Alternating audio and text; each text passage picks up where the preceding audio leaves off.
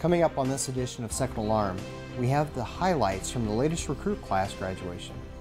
Plus, we'll take you on a tour of the newest Spokane Fire Department fire station, Station 6 on the West Plains. Those stories and much more coming up on this edition of Second Alarm.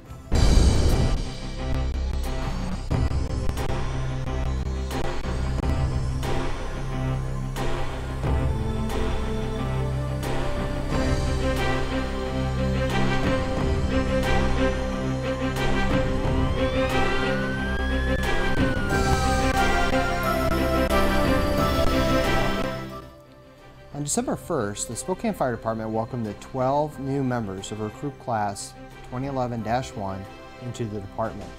The graduation ceremony marked the conclusion of a rigorous 13-week training academy.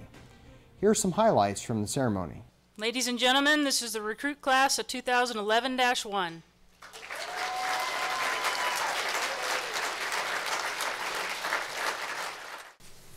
Good morning.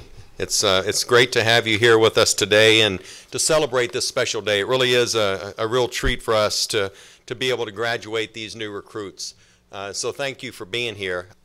For us, it's an exciting time as the strength of our fire department is increasing for really the first time in many years. And if you're not aware why that's happening, is for about the first time in over a quarter of a century, we are adding a fire station. And that's occurring because as of the first of the year, the city is annexing 10 square miles of the West Plains. It's been something that's been in the planning and discussion for years and years and years, and it is finally going to occur. And we had positions added to our budget to be able to staff that station. So after these individuals graduate, beginning on December 31st, the morning of December 31st, we will staff Fire Station 6 out on Spotted Road. And them coming on our job has provided positions for us to be able to do that. And I know the recruits want to thank, and all of us at the fire department want to thank Mayor Werner and the members of the council for authorizing those positions and funding the construction of the new station, because we would not certainly be able to do that without their support. Many of these men, if you're not aware, have been a part of the fire service before joining our department. And their families know already that when you join a fire department, you are becoming a member of another family, the fire department family. And our family is rich, the fire department family is rich in heritage and tradition. SFD is here today because of the many who have served before us. They've served this community and they've laid the foundation for the great organization we have become. And while it's always exciting to add new members to the department, I would be remiss if I did not recognize that at the end of this year, we will have our 3 most senior members that will be retiring. And between those 3, they have about 130 years of service, if you can believe that. And I'd like to recognize 2 of the 3 that are here today. Lieutenant Doug Bacon. Doug, would you stand up?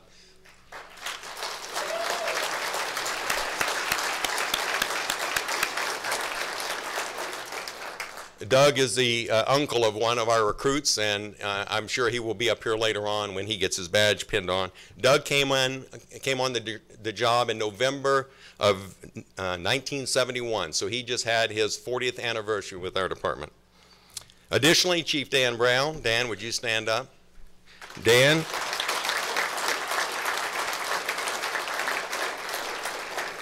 Dan's been serving Spokane for over 45 years, and he came onto our job back in April of 1966, and he had a chance. He was a training chief here for a number of years. He had a chance to go over to North Bend with these recruits, and I know he very much enjoyed the chance to go, and we were glad he could go and have kind of his last hurrah with the troops. So Dan, thank you for all you've done for the organization. And then lastly, even though he's not here this morning, I wanted to recognize the individual on our job that has the #1 on his badge, and that's Lieutenant Jack Greenemeyer. Jack has served us since February of 1965. So he has served us now for over 46 years.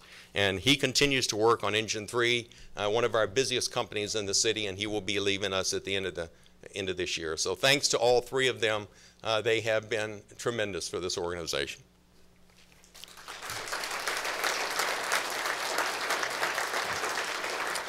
You know, all three of these individuals, as well as all of us on the Spokane Fire Department, have high expectations of all of you gentlemen. And we have no doubt that you will meet those expectations and exceed those expectations.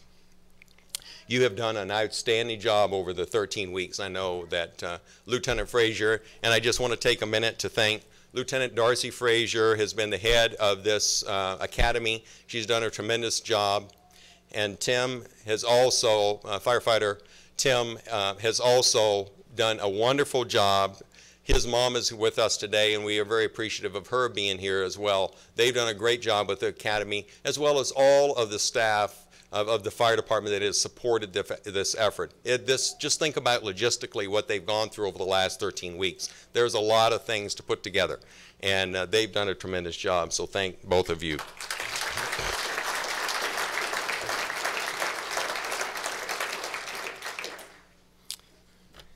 You know, there are so many exciting and rewarding opportunities that lie ahead for all of you in the future. As we have discussed in our sessions, you really play a major role in the future success of our organization. It's going to take a lot of hard work. It's going to take dedication. It's going to take outstanding customer service. And it's also going to take a positive attitude each and every day that you put on that badge. But we know that you will all meet those challenges, and we look forward to working with you. This is the first rung in your career as you climb the fire service ladder with our department, and there are a lot more rungs to climb, but we know that you will do that with success. During the past 13 weeks, we have learned how to fight fire, clean chainsaws, ladder a building, and clean toilets. But we did not get one class on public speaking. That being said, you have to bear with us as we stumble through this speech. We have been given an opportunity to grow as firefighters with a very capable group of recruits who share a passion and who are eager to prove why we were Spokane Fire Department's first choice for 2011. In these 13 weeks, we have been pushed hard both physically and mentally, but with a strong class of recruits, a passionate and motivated training staff, and a supportive and welcoming set of rotating on-duty crews, we have been set for success. We all started as baby caterpillars, and we have now blossomed into beautiful butterflies. In September, we all started as individuals. Today, we are the 12-man wolf pack. Some great memories throughout the last 13 weeks include Mills' million quick questions, and glorious calves, Kurt Double V's endless comments, Hatton's for all of his seriousness, and watching Harms grow into a little young man.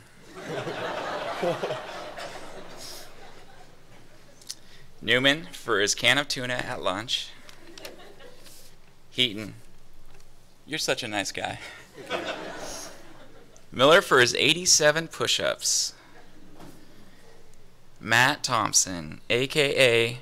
T5 Hundo, for his comic relief. Of course, Wilson and Bacon, a.k.a. the Giggle Twins, a.k.a. Team Coco. Bailey for only speaking when he needed to. And of course, for Meyer. His forgetfulness could not be outdone. I'm glad you see to remember to be here today. Thank you to all. I will miss my uniform consisting of sweats or pajamas and a rope as a belt, as well as my water bottle that managed to get more water onto me than into my mouth. Our many coffee breaks, snack times, and special treats. The everyday moments that made us laugh so hard. We would also like to say thank you to our training staff. Thank you, Firefighter Lonkin. Thank you, Lieutenant Frazier. Thank you, Captain Pointer, Chief Leavenworth, and the many special guests who all put in countless hours making sure we are prepared to fight the beast. This is a very special day for the Spokane Fire Department and for the training staff. We get the opportunity to be around these guys first. We get them for 13 weeks in their hours. And I don't know, I think I can speak for everybody else. We feel like we have a vested interest in their career. Our mission is to train them to be successful, and if they're not successful, then we fail. But I think in this case that we have succeeded, and they will too. So thank you very much. Before they graduated, the recruits spent a week at the Washington State Fire Training Academy. This unique facility provided the recruits with hands-on training opportunities not available here in Spokane. Deputy Chief Dave Leavenworth of the Training Division has more. Give me fuel, give me fire, give me that which I desire.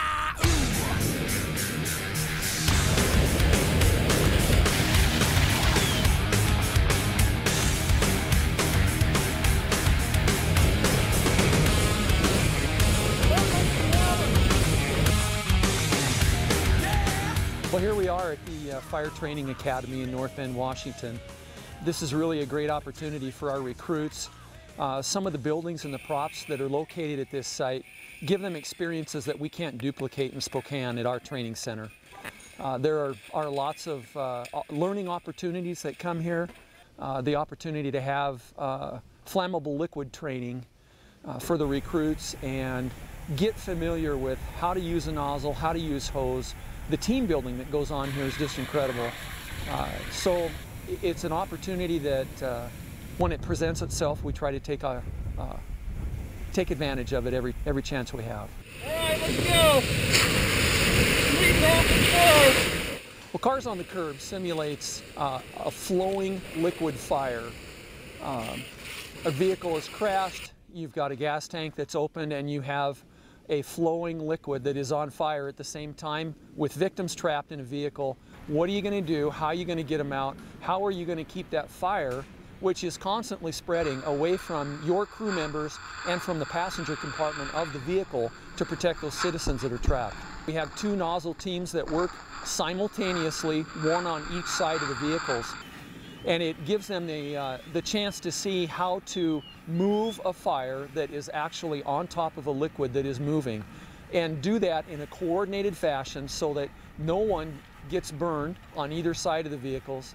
And it also keeps that fire away from the passenger compartment again, and allows them to get in there and make a rescue. Is something that we just don't have in our area, so it's vital that we get our recruits over here, expose them to the training that's available here, and take advantage of what the state has to offer us. On January 1st at midnight, the Spokane Fire Department began service to the 10 square mile annexation area on the West Plains. Station 6 is staffed with a 3-person paramedic engine. The crews spent much of December moving in and learning their new district. Well, Fire Station 6 is up and operational on the West Plains. Of course, this station was the first additional station that the city has added in over a quarter of a century, and people don't think about the logistics of getting up and operational. So they've had a busy time getting prepared, and we actually started personnel on shift on the morning of December 31st, and they were here and started going to incidents at midnight. But from a logistical standpoint, they have to make sure everything is in the station is ready. You have to think about things such as the means by which you get called, the station speakers, maps to make sure they know where they're going, where the buildings are, where the fire hydrants are. So pre-plans, all of those things they've been working on, and then of course making sure you have beds, places to sleep, computers so that they can fill out the report. So all of those logistical things that go into opening a building. And the crews have been spending some time getting out in this district, riding the district to get familiar with the road network, obviously interacting with the other fire agencies out here, Fire District 10, Airway Heights, and Spokane International Fire Department, Airport Fire Department. So they've had a very, very busy time. And here in the first few days of operation, they've already been on a number of calls at the airport. Had a fire yesterday that ended up being in Fire District 10. That was a trailer fire, and that was the first working fire that Fire Station 6 had gone to. So a lot of things going on in the West Plains Station. It's a great thing for the city, to have a new area for economic development, for the fire department, because we've added new positions and grown our fire department for the first time in a long time. And of course, to work with our neighbors. We have folks out here that have been providing service. It'll be a different level of service, and we have paramedics out here. So the citizens that are in the new annexation area receive a higher level of service with paramedics, and the paramedics have already been to calls and providing that level of service that came here later on incident response before through their ambulance company. So getting paramedic service a lot quicker than they have in the past. So yeah, it's exciting time for the Spokane Fire Department, for the city of Spokane, and the potential for economic development out here for our community and all of Spokane County is really exciting. Winter is here across the inland Northwest. Help protect your family by making sure that cold weather appliances are safe and in working order. The Consumer Product Safety Commission has more in their recent recall roundup.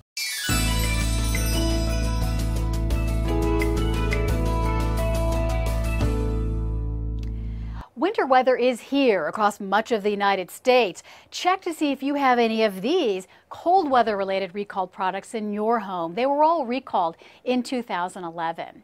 Tech for Kids is recalling these snow bikes. So if you're headed to the slopes, make sure that you are not using this one. The hazard here is that the front ski can crack or break, causing the snow bike to stop suddenly and posing a fall hazard. Now this recall involves Outer Edge brand Snow MX Ski-Doo bikes and the Snow MX X Game snow bikes.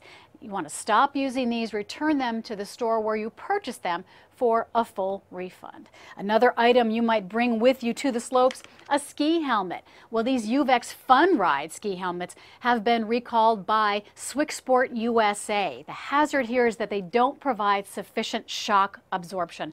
Now these are adult helmets. The model involved here is located on a label. Inside it is S58B or S58C. You want to look for that on that label. If you do have one of these, make sure that you do return it to the store where you purchased it for a full refund or a store credit. Meyer is recalling these touch point oscillating ceramic heaters. Now there are about 13,000 of them involved in the recall, specifically being recalled model number PTC902, and it's located here on a label under the heater. The hazard is that the oscillating mechanism on the heater can short out, and that poses a fire hazard. There have been 2 reports of incidents involving fires and property damage. Now they were sold at Meyer stores. They were also sold at flea markets, discount stores, dollar stores, and others. If you have these heaters, stop using them immediately. Return them to Meyer for your money back. And finally, Williams and Sonoma recalled these hot chocolate pots. Now the handle on these pots can break off, and that is a burn and laceration hazard to consumers. This recall involves the Whirly Whip hot chocolate pot. You want to stop using these hot chocolate pots immediately and return them to any Williams-Sonoma for a full refund. Check for more information about any of these recalls on our website, saferproducts.gov. That's all for this edition of Second Alarm. Be sure to check out our YouTube channel for back episodes of this program. If you have any questions or comments, please email us at fire@spokanefire.org or give us a call at 509-625-7000. Thanks again for watching, and stay safe.